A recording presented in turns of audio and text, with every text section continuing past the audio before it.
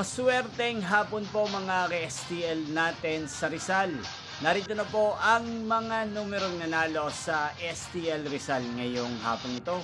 August 16, 2026, 4 p.m. second row result. Yan, kitang-kita nyo na po ngayon sa screen ng yung cellphone ang mga numerong nanalo sa STL Rizal. 12 at 33. In exact order po yan.